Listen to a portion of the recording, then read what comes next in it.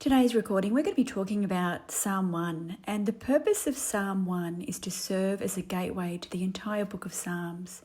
It lays a foundation that really shows us the contrast between two paths of life. So you have one path, which is the way of the righteous, who delight in God's law and meditate on it day and night. And these people are like trees planted by streams of water. They're stable, they're fruitful and prosperous. And then you have the other path, the way of the wicked, who reject God's guidance and are like chaff blowing in the wind, unstable, unrooted, and ultimately perishing. So what is the key purpose of Psalm 1? So it really teaches us that the choices we make, especially about who and what we listen to, shape our destiny. And it encourages us to root our lives in God's word. And it is then enabling us to have lasting peace and prosperity. And it also warns us against walking with the ungodly, standing with sinners, or sitting in the seat of the scornful, each representing a progression deeper into separation from God. And it really sets a spiritual tone for the rest of the Psalms by emphasizing meditation, righteousness, and divine relationships. So ultimately, Psalm 1 is a spiritual roadmap. It tells us how to live a life that's anchored fruitful and blessed even when chaos surrounds us. So the psalm is only 6 verses, yet it holds enough wisdom to shape our entire perspective. So let's read it together first. Blessed is the man who walks not in the counsel of the wicked, nor stands in the way of sinners, nor sits in the seat of scoffers, but his delight is in the law of the Lord, and on this law he meditates day and night. He is like a tree planted by streams of water, that yields its fruit in its season, and its leaf does not wither. In all that he does, he prospers. The wicked are not so, but are like chaff that the wind drives away. Therefore the wicked will not stand in the judgment, nor sinners in the congregation of the righteous. For the Lord knows the way of the righteous, but the way of the wicked will perish. So path 1, we've got the two paths happening in this psalm. Psalm 1 is ultimately about the two roads and the way of the righteous and the way of the wicked. And it opens up with a very bold declaration, blessed is the one. And the Hebrew word for blessed here can also mean happy, fulfilled, or deeply contented.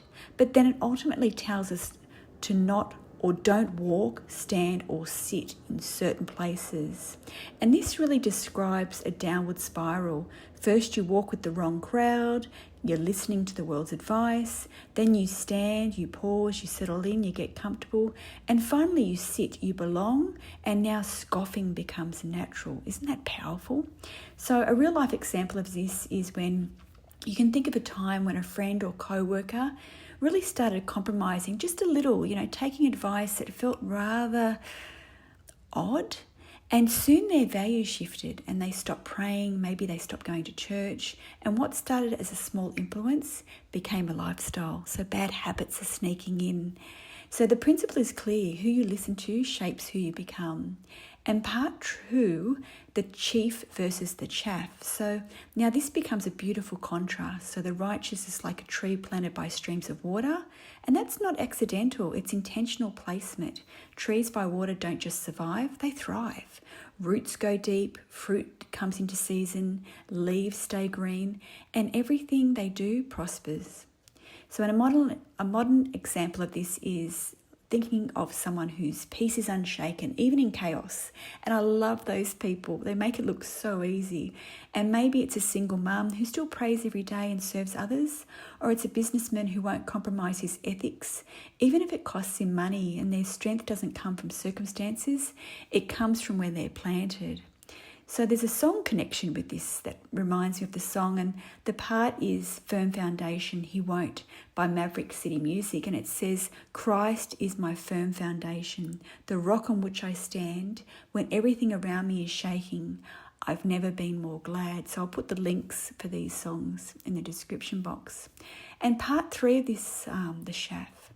But the wicked, they are like chaff, dry husk, easily blown away. It's a beautiful visualization. So there's no stability, there's no roots, there's no fruit, and even storms come and go and they get worse. They won't stand in the judgment. They have no anchor.